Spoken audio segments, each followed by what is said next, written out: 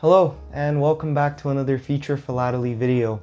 Welcome as well to all the viewers that have been part of the massive jump in subscribers that I've received thanks to Graham.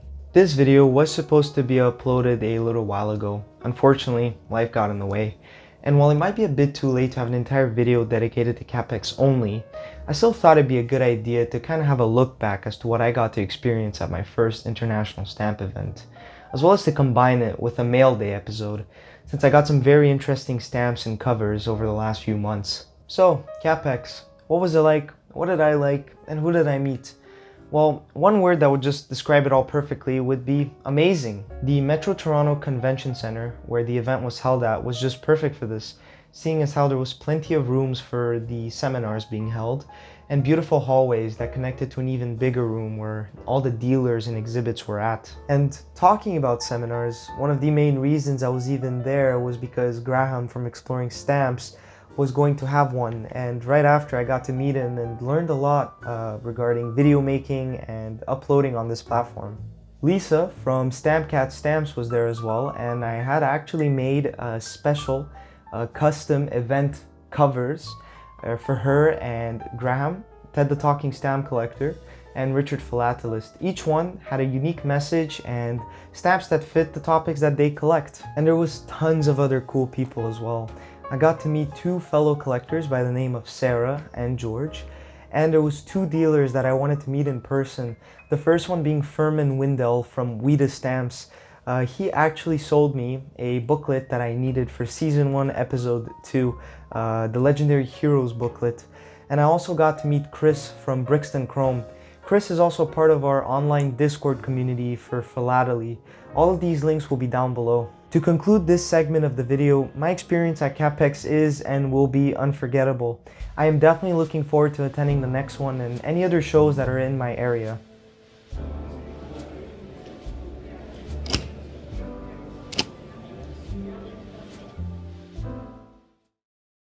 Now, onto the mail day segment of this video. I'd like to start off with this letter I received from the First Issues Collectors Club, a society that specializes only on the first stamp issues of various countries. I won a giveaway they hosted back in April, and some of the stamps that I got in this letter have some very interesting stories that I wanted to talk about in this episode. The first one being a stamp of King Christian X of Denmark. I'm not really a fan of royalties on stamps. I still decided to do a quick Google search of this king and discovered that he's actually more interesting than he seems. He was a controversial monarch who refused to accept democracy and was very authoritarian. However, when Germany declared war on Denmark during World War II, he became a very popular symbol of resistance to the Danish populace, riding every day through the streets of Copenhagen alone without any protection. He also triggered an event known as the Telegram Crisis, where he answered Hitler's long and flattering letter wishing him a happy 72nd birthday with a simple, "Giving my best thanks, King Christian." This incident caused a lot of damage to German-Danish relations, and the occupiers were even harsher on the population. He was also one of the only monarchs not going to exile following the German occupation of their country, allowing him to be seen as a man of mental resistance by the Danish people. The stamp that I have is part of a larger set issued in 1938, featuring the same design but in different colors, as well as a polar bear.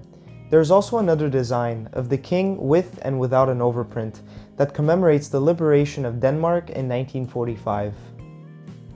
The second stamp that I'll be featuring is one, if not the hardest I've had to research and understand. It was issued by the Republic of Central Lithuania. Not Lithuania, but Central Lithuania, which was a totally different state at the time, lasting only for 2 years, from 1920 to 1922.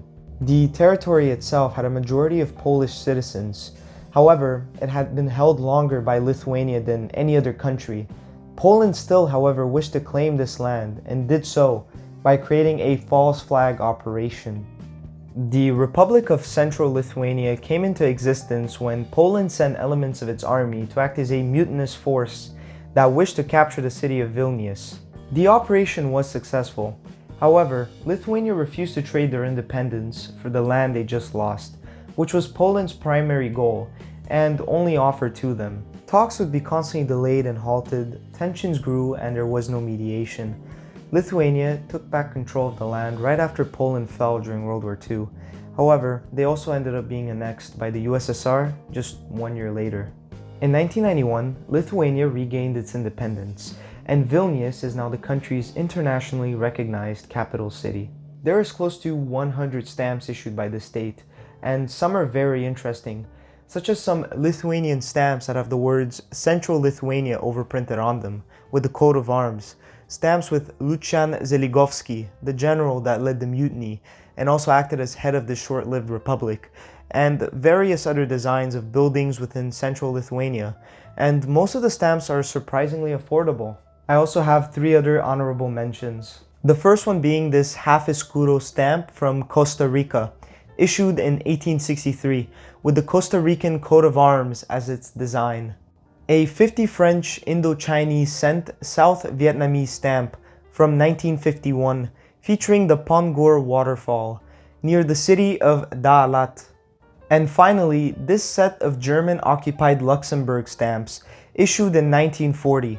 They're just Hindenburg medallion stamps with overprints on them, but receiving this set has made me much more interested in collecting various occupied countries, such as Poland, France, and many others.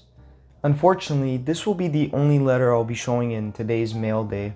I had more planned, however, I lacked the time to edit this video, since I'm also getting ready for a flight to Bulgaria, where I'll be meeting relatives and filming lots of locations for an upcoming video. If you've made it this far in the video, I hope you enjoyed these short but interesting stories. I'm definitely looking forward to having a proper mail day episode, where I could take a look at many more letters. My name is Michael, and this was a feature Philately episode. Thank you.